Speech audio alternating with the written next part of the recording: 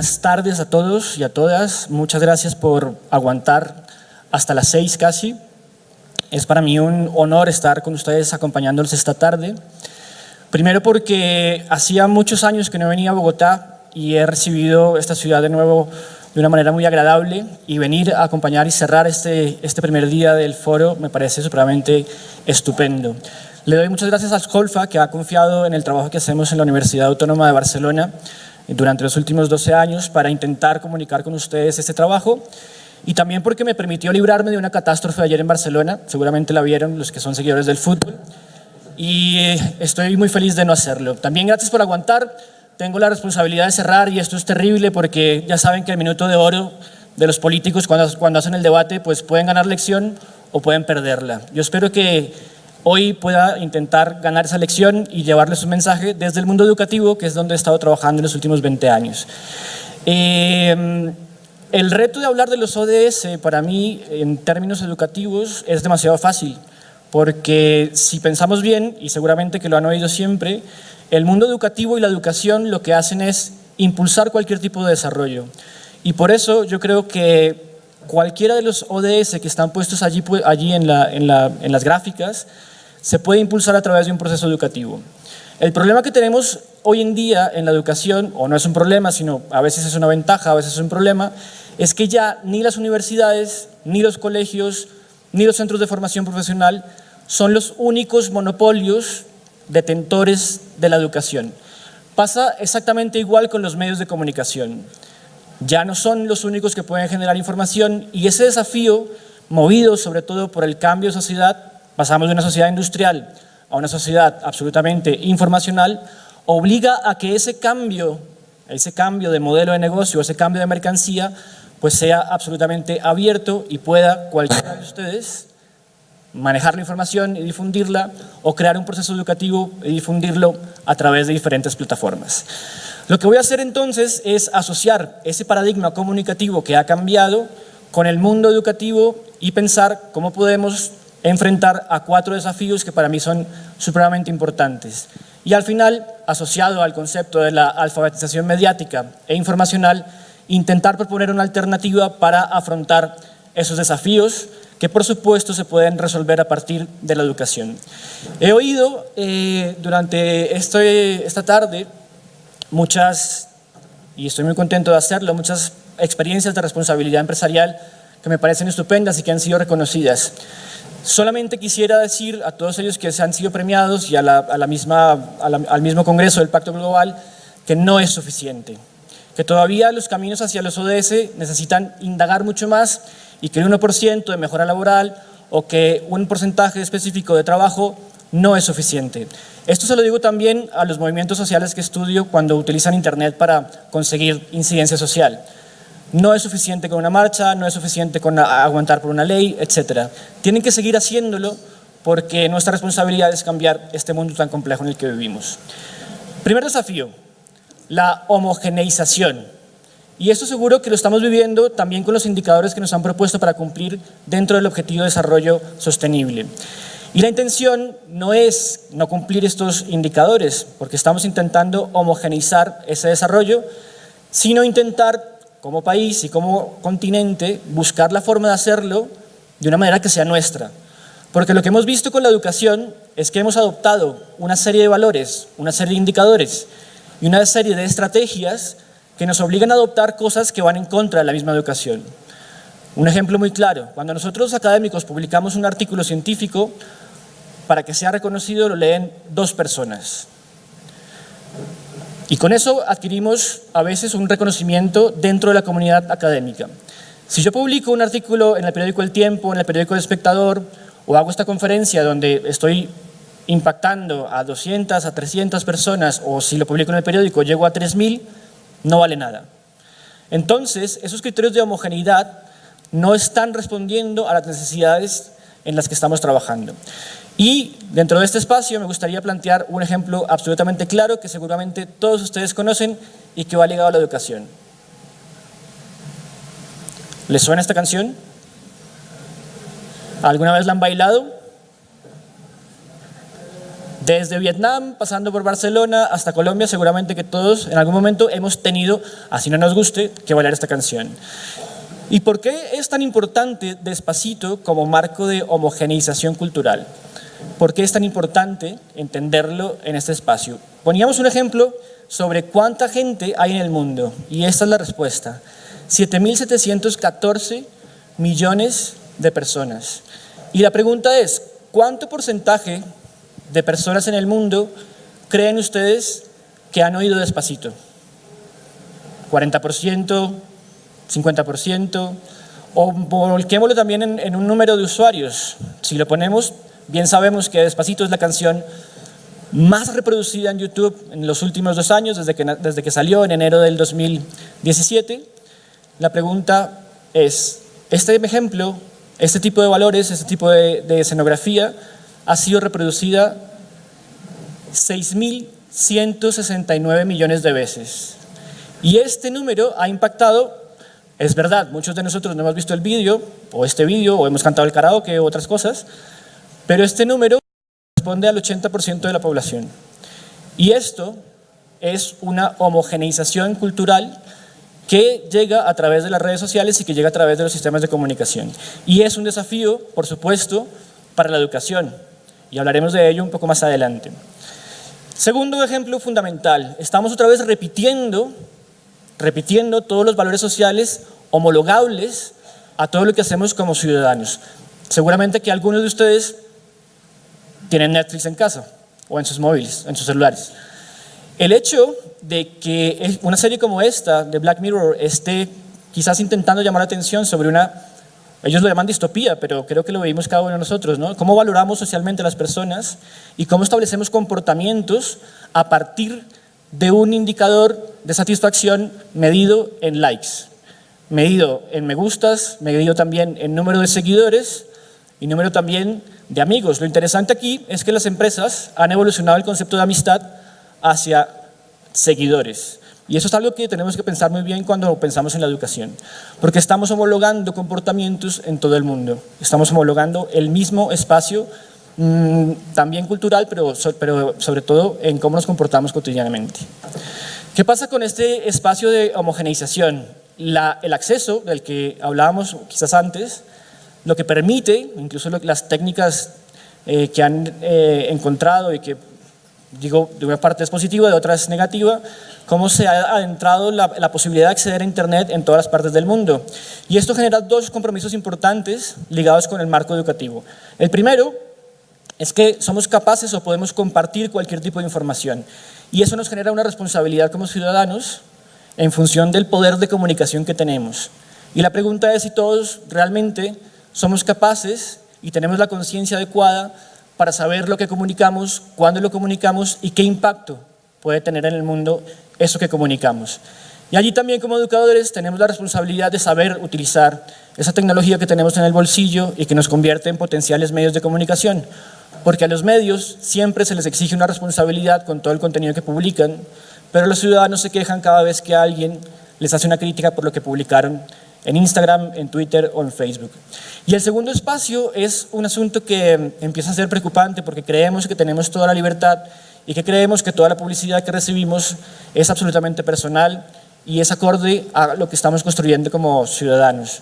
Pero es una posibilidad también para las grandes empresas tecnológicas de estructuración o de filtración de contenidos, donde se acumula también un pensamiento muy cercano y donde se controla bastante la capacidad crítica que tenemos como ciudadanos y que tenemos también que formar como ciudadanos a nuestros jóvenes y a nuestros niños.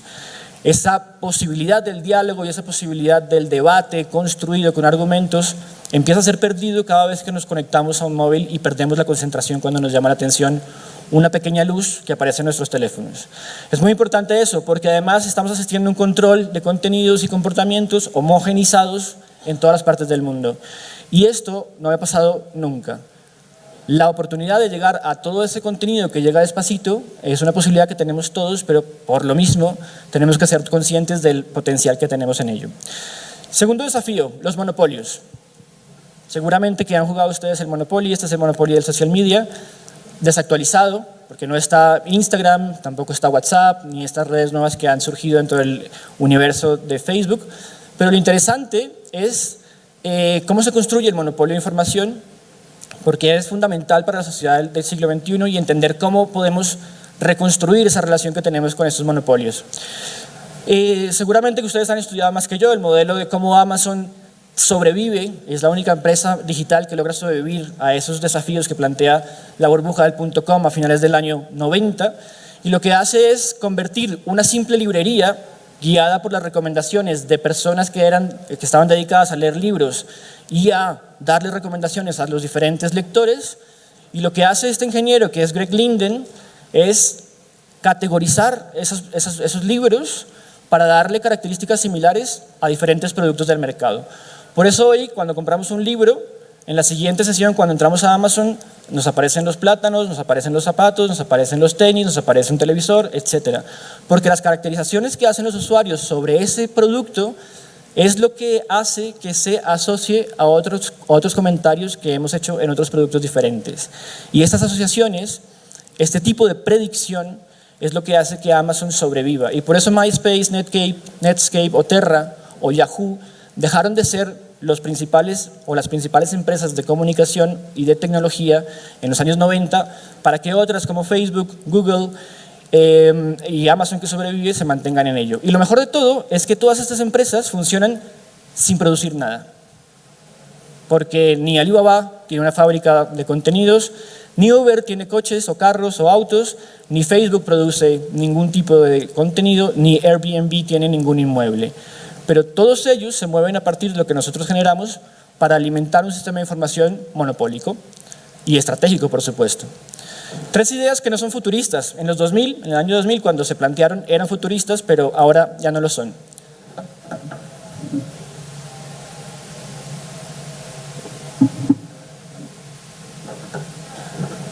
Estoy refiriéndome a la economía de atención como uno de los puntos centrales del desarrollo de este tipo de monopolios.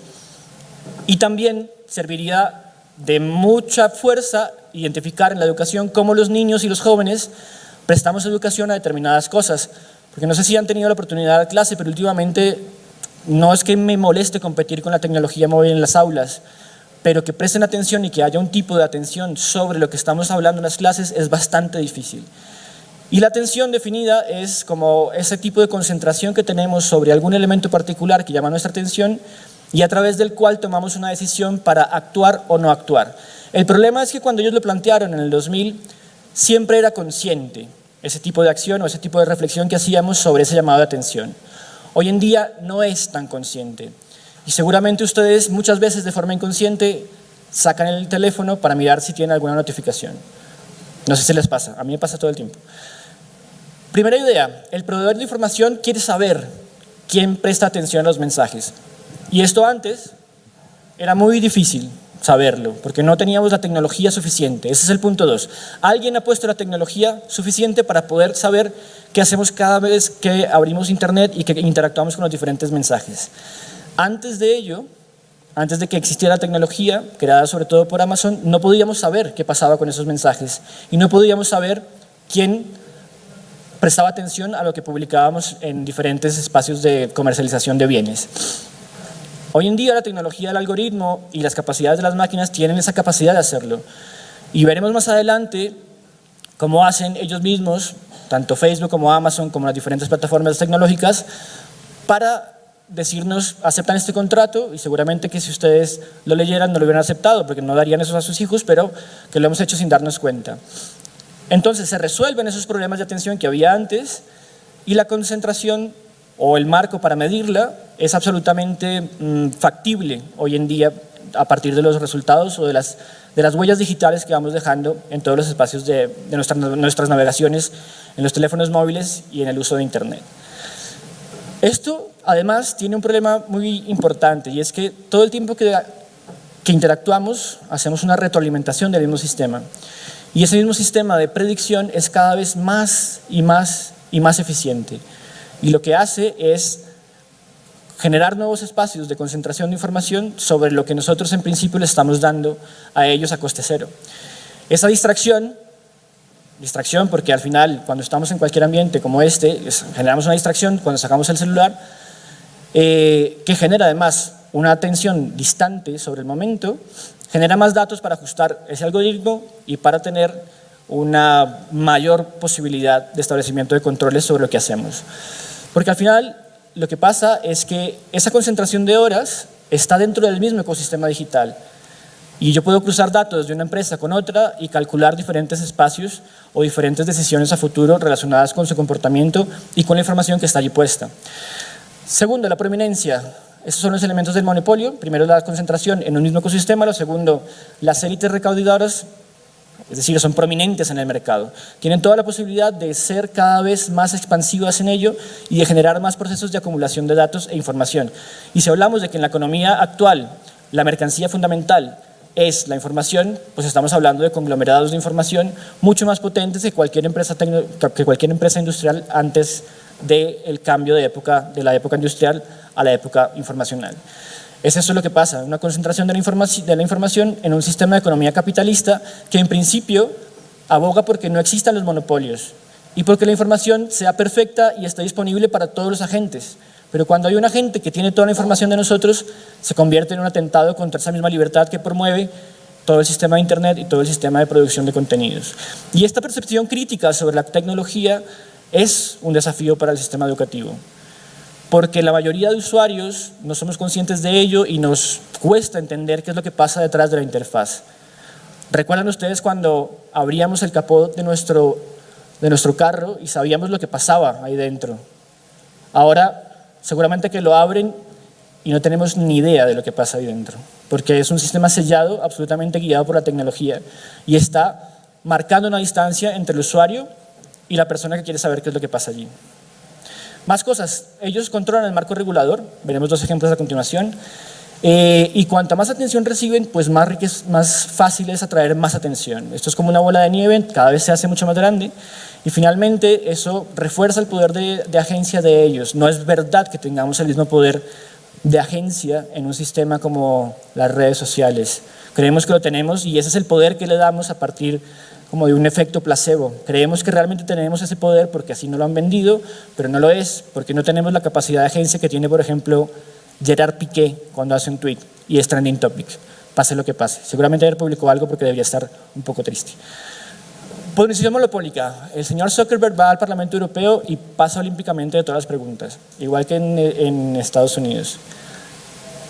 Y segundo, Netflix, que publica su lista de lo más popular del año sin dar un dato. Esto es impensable hacerlo en un medio de comunicación tradicional. Tienes que publicar los datos de audiencia, tienes que publicar el sistema de construcción de audiencias, todo esto es absolutamente necesario en un sistema normal de control de algo que es fundamental y es la información como bien público. Si no entendemos la información como bien público, pues no podemos entender o si la entendemos así, no podemos entender que alguien que maneja este tipo de información fundamental para la toma de decisiones reguladoras no dé absolutamente ningún dato.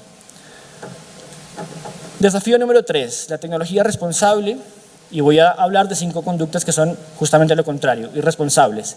Primero, bueno, antes de ello, esto es un bucle. Y de forma, o los ingenieros que manejan los gráficos de este estilo saben que esto es un bucle y de ahí no se sale nunca. Tecnologías que generan adicción, y esto es lo que nos pasa a todos, estamos adictos al uso de...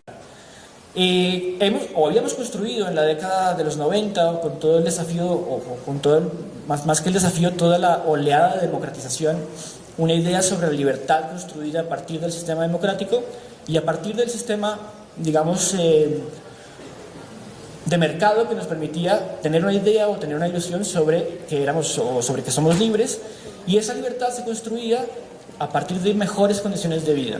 Pero los datos económicos introducidos por la CEPAL demuestran que ese nivel de vida está en los niveles de los años 50 del siglo pasado.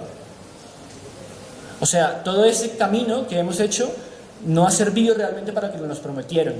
Y necesitamos ser críticos con ello a partir de un sistema educativo que crea en este tipo de cosas. Esa racionalización sobre ese sistema de vida próximo o futuro que teníamos, lo que se ha convertido es como en una dominación psicológica de lo que hacemos. Y somos felices, o esa esa felicidad o libertad ha sido reemplazada por sistemas instantáneos de los botones de felicidad y de las luces que aparecen en nuestros teléfonos cuando alguien hace qué guay que es, qué interesante que es tu publicación. Lo más interesante es que nunca leen lo que uno publica, simplemente le dan el like o el me gusta. El otro día hablaba con una estudiante, había publicado un artículo en Facebook, le dije que se lo había leído, perdón, que se lo había visto. Y ella me dijo que sí, ya le di like. Dijo, ¿y te gustó? Me dijo, no, no lo he leído. Entonces, claro, es un sistema absolutamente mentiroso, ilusorio, pero que nos obliga a estar siempre constantemente buscando esa necesidad social o ese revelo para ver quién nos ha hecho ese like. Esas luces funcionan como bucles de endorfinas que nos alimentan y hemos caído ahí absolutamente en una complejidad muy difícil de superar. Este hombre, James Williams, fue el que inventó el sistema de AdWords en Google. Todos hemos sufrido este sistema alguna vez, seguramente promocionando algún producto. Incluso los másters de mi universidad se promocionan con el sistema de este señor. La industria tecnológica es la más larga, más estandarizada y centralizada forma de control de atención en la historia de la humanidad. Lo curioso es que nos dicen que es todo lo contrario, que es toda la libertad que tenemos para producir contenidos de diferentes formas. Vaya guardando eso. Punto número 2, los marcos de privacidad. Yo aquí no me voy a detener, simplemente les dejo que lean qué es lo que ustedes firmaron con Facebook, que hace parte de Instagram y hace parte de WhatsApp. Esto todo lo tenemos claro. Y que en total son más o menos 4.000 millones de usuarios en el mundo, pero seguramente que si yo les dijera que les voy a recopilar información de las computadoras, los teléfonos, los televisores, todos los dispositivos conectados a la web que usas, me dirían que no.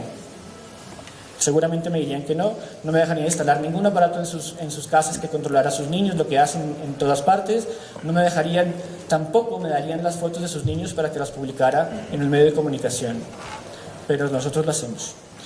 En el caso de Amazon es más curioso porque ellos son claros y dicen que hacemos procesos de información que ustedes nos facilitan, pero también información que se genera de forma automática por nuestras búsquedas y nuestros caminos en las redes sociales y en nuestro tránsito por internet. Entonces el desafío es cada vez más grave porque en este caso lo hacen incluso cuando no somos conscientes de que lo hacen. Espacios de instrucciones, la intrusión es el tercer elemento de irresponsabilidad. Ya habíamos dicho antes de la libertad de las elecciones que no es verdad, es un efecto ilusorio, cercano también al concepto ilusorio de la interconexión absoluta o incluso de pertenecer al mercado y de poder competir como cualquier otro. En esta falsa idea que ha defendido o que ya criticó uno de los economistas más importantes del mundo, que es Thomas Piketty, al decir que este ascensor social sobre el trabajo constante no era verdad. Y finalmente, otra vez, el señor de Google. Lo que pasa con el señor de Google es lo que le ha pasado a muchos extrabajadores de las grandes tecnológicas. Les ha dado como un golpe de moral y han decidido abandonar el barco ese tecnológico y han creado industrias tecnológicas también, pero relacionadas con el desarrollo más humano de la tecnología, porque lo que estaban haciendo les daba miedo incluso para sus hijos. Hemos empujado, persuadido literalmente a 1 millón de personas para hacer algo que de otra manera no hubiera hecho. Yo aquí entraría en un diálogo con mis colegas que intervinieron en la sesión justo hace 20 minutos, porque yo sí creo que ellos son capaces de crear necesidades, pero esto lo podemos hablar en otro foro más adelante. Ellos son capaces de introducir comportamientos que de otra forma no haríamos. Y Facebook ha hecho, y además ha publicado en las revistas científicas más importantes, experimentos con 6 millones de usuarios, midiendo sus emociones e intentando controlar lo que pasaba en esos diferentes muros, donde creemos que es la información que nosotros queremos ver. Número 4, el universo de la posverdad. A este régimen del control le corresponde siempre un régimen de posverdad. Tenemos un cambio de régimen de la verdad, una verdad que no era una verdad absoluta, pero una verdad controlada en sistemas de regulación normal en el proceso de fabricación y distribución de la información pública. En este caso, con tanta posibilidad de transmitir comunicaciones, tenemos un mercado de verdad. Todos ustedes pueden generar una verdad y pueden distribuirla. No sé si han entrado en alguna discusión en grupos familiares sobre política. Espero que hayan sobrevivido. Mi madre me va a desheredar si me salgo del grupo, pero estoy a punto de hacerlo. El poder comunicativo explota nuevas formas de producir o intenta producir a nivel comunicativo esa capacidad que tenemos de producir, de expresarnos, de consumir y evaluar. Pero para mí, y esto también se lo he dicho a los movimientos sociales, es un efecto placebo, no es real. Cuando hacemos un clic para apoyar un cambio en change.org, no estamos actuando. No estamos actuando. Creemos que actuamos, pero no lo estamos haciendo. Y esa intencionalidad queda absolutamente desdibujada en ese espacio digamos, como que se puede controlar en un espacio que la gente, o no la gente, sino los agentes que toman las decisiones lo pueden manejar y lo pueden controlar. No generan ningún tipo de desafío realmente a lo que criticamos. Lo último, venta de datos. Cada uno de ustedes vale $8 al trimestre para Facebook o 32 al año. Lo que pasa es que estos datos, como ya les decía, cruzados, pueden definir cuánto cuesta un medicamento o pueden definir si sus hijos son capaces de pagar la universidad. Y eso determinará el acceso también, ¿no? Entonces, las huellas digitales permiten tomar decisiones a las empresas a partir de lo que construimos allí mismo. Estos son los ingresos de publicidad en Facebook de cada año, ¿no? En este caso, si hablamos del 2018, el crecimiento es tremendo. Y todo lo hacen a partir de esos contenidos o de esos clics que hacemos siempre en el celular. Una pregunta de reflexión: ¿por qué continuamos enviando las fotos de nuestros hijos a los centros monopólicos de concentración de la información? Ni siquiera nos pagan. Una televisión nos pagaría por sacar a nuestros hijos en la tele. Ellos no. Y ahora las fotos son de ellos. Pero además las fotos circulan en todos los mercados de ciberbullying. Hay que tener cuidado. ¿Y la práctica monopólica no es en sí misma una perversión del propio sistema de economía de mercado? Yo creo que sí. Estoy convencido de ello. Pero ellos dicen que no. La tecnología la equidad, a partir de 4 reflexiones muy rápidas. Estamos entrando en el universo de la robotización de todas las industrias y a mí me parece estupendo. El problema es que cuando entramos o cuando introducen los robots, se despide a la gente. Ese sí que es el problema. Entonces tenemos primero la transformación del mundo laboral, de la fábrica al call center. También podríamos discutir un poco con los amigos de Telefónica que recibieron el premio ahora. Cuando yo llamo desde España a tomar una queja en Telefónica, me contesta un señor de Medellín en un horario que deben ser las 2 de la mañana de acá. No estoy tan seguro que ese modelo nuevo esté produciendo beneficios para el nuevo trabajador. En las fotos hay unos que se ven más felices, pero el cambio laboral que ha habido en los últimos años, especialmente desde el año 2008, ha hecho que se destruyan absolutamente todas las condiciones laborales. Lo que teníamos en la fábrica antes era una asociación de los trabajadores para intentar lograr establecer problemas comunes que les permitieran también tejer mejores condiciones económicas. El problema de hoy en día con la tecnología es que el desprendimiento del trabajo hacia un bien específico nos ha hecho pensar que estamos generando un conocimiento o un trabajo mucho más ligado a los trabajos de la clase media o la clase media alta, y ha evitado que los trabajadores que ahora tienen menos condiciones laborales y tienen menos posibilidades de ascender en una empresa y tienen menos posibilidades de conseguir unos contratos laborales estables, que también lo ha demostrado la CEPAL para los últimos 20 años. Ya empiezan a hablar, en los 80 hablaron de la década perdida, ahora están hablando del quinquenio perdido en estos últimos años. Entonces los trabajadores no logran realmente conseguir unos adecuados estándares de condiciones laborales. Y esto va, por eso lo veían ustedes en la presentación anterior, no la anterior sino en la primera de la tarde. Había un cuadro en forma de girasol quizás, por la mitad, en donde el punto más difícil de alcanzar es cómo adquirir o cómo promocionar las condiciones laborales adecuadas para un mundo más equitativo.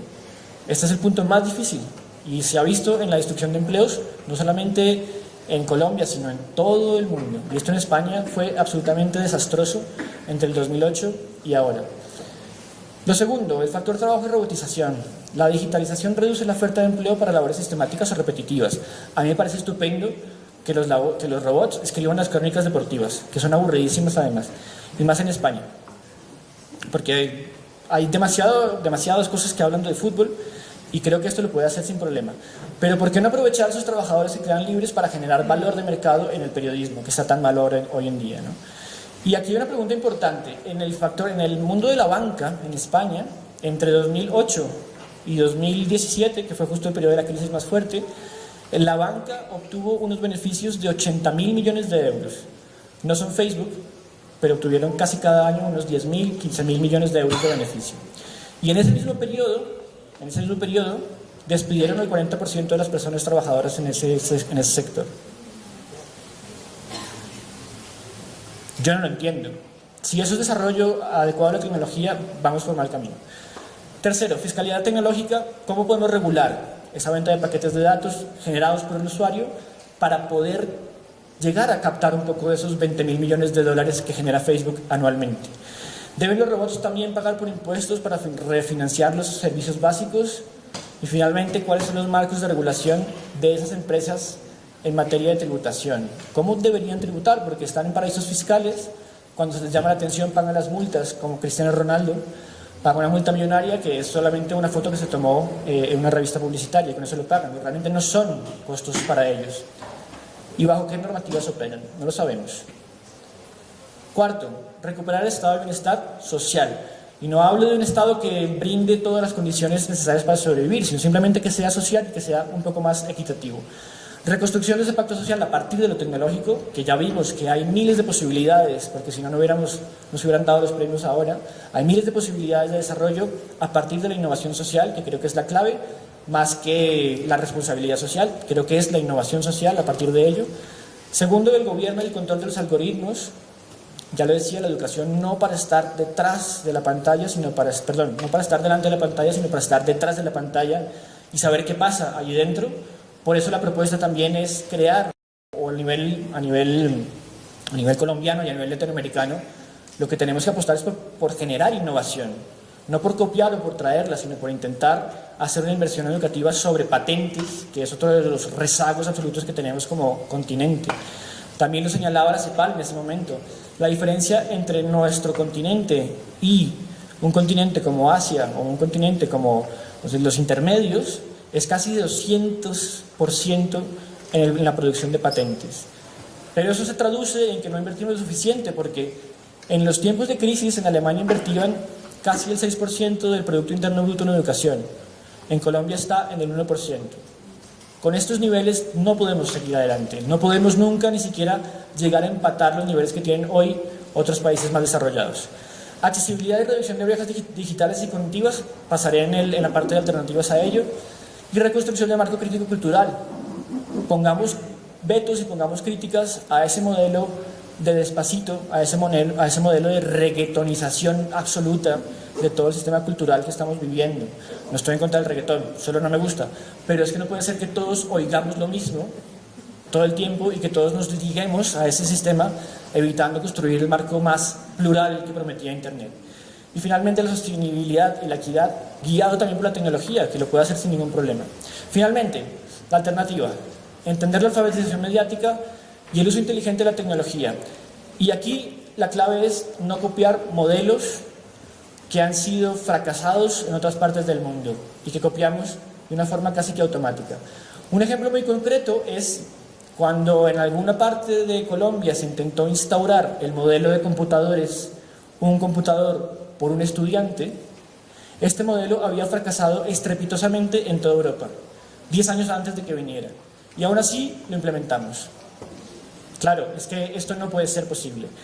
Otro ejemplo, no sé si recuerdan esta fake news que circuló cuando unos valores de convivencia estaban en discusión en la Corte Suprema, en la Corte Constitucional, perdón, para promover la inclusión de género. Pero este tipo de comunicados, este tipo de comunicaciones que a veces reenviamos sin tener un poco de conciencia, es lo que genera una acción. Ya lo decíamos antes, y esas acciones llevaron a que se suspendiera un poco la cosa.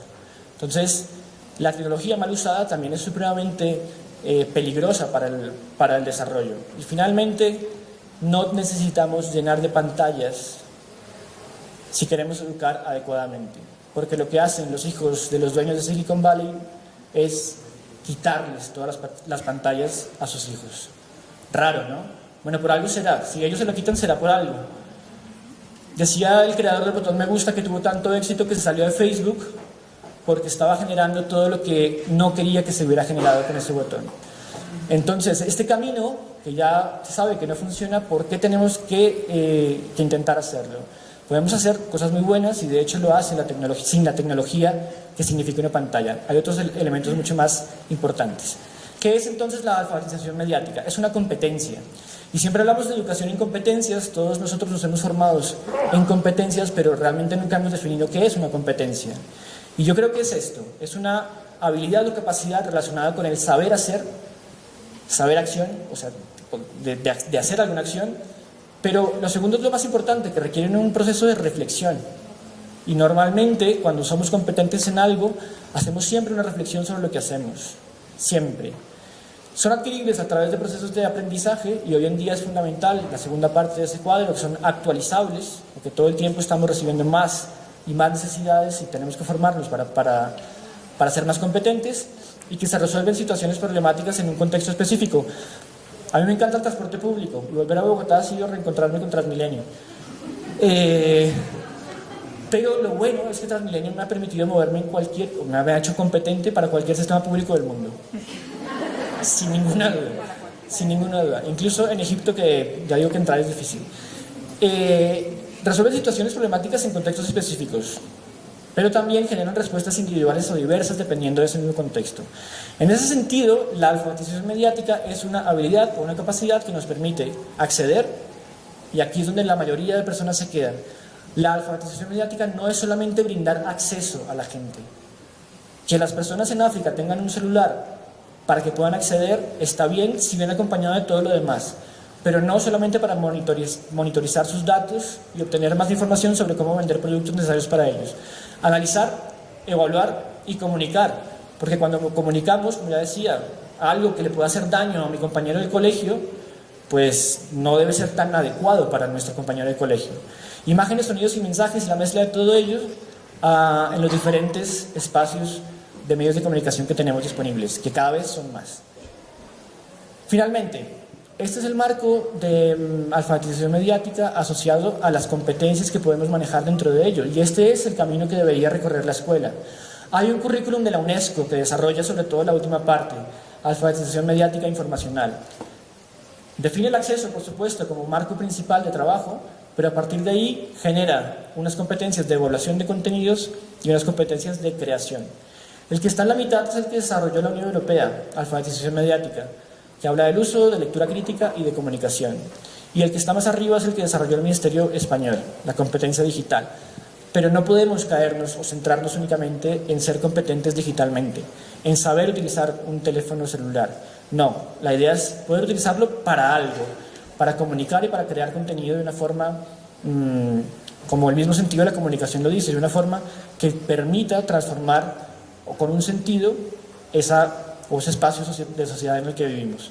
Y siempre hablamos de dos tipos de habilidades, de las habilidades individuales, y es ahí donde siempre nos quedamos.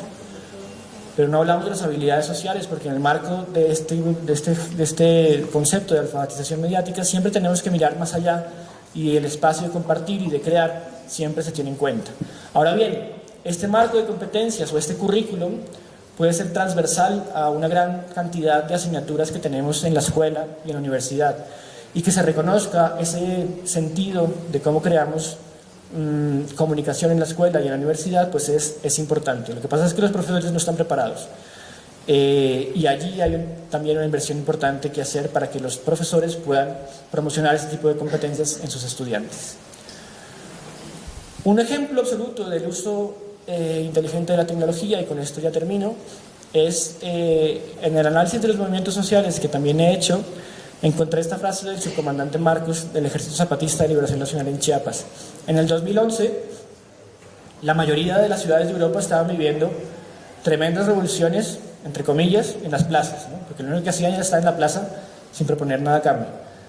Entonces él les decía que mientras ellos estaban ocupando las plazas y generando trending topics, ellos, a partir de lo que tenían, estaban construyendo hospitales, construyendo carreteras, educando a los niños y sobre todo salvando a las madres que se les estaban muriendo porque no tenían atención estatal. Y la pregunta es, ¿qué es más importante, el trending topic o lo que hacían los zapatistas en México? Yo creo que lo segundo, lo que hacen ellos, que es realmente actuar sobre los problemas sociales y reconstruir esa capacidad para hacerlo. Yo creo que la duración de un trending topic y su importancia es tan mínima como el like que le da un amigo que los quiere mucho. Es importante para nosotros, pero no está cambiando realmente el sentido anímico que tenemos en ese momento. No lo está cambiando. Finalmente, este era el logo del foro el foro más importante a nivel tecnológico que se hace en el mundo, que es el foro de celulares en Barcelona, el Mobile World Capital. Ese era el logo. Y una de las ministras españolas me llamó mucho la atención porque dijo, es verdad, la tecnología importa, pero no nos olvidemos que lo que realmente importa es la humanidad. Y ahí es donde tenemos que poner el foco en cualquier proceso educativo que no esté ligado simplemente a producir futuros trabajadores de las fábricas donde los van a tratar mal, sino que tenemos que encontrar ese espacio humanitario que nos permita convivir y resolver los problemas que tenemos en conjunto. Muchas gracias a todos por su atención, que tengan una feliz tarde.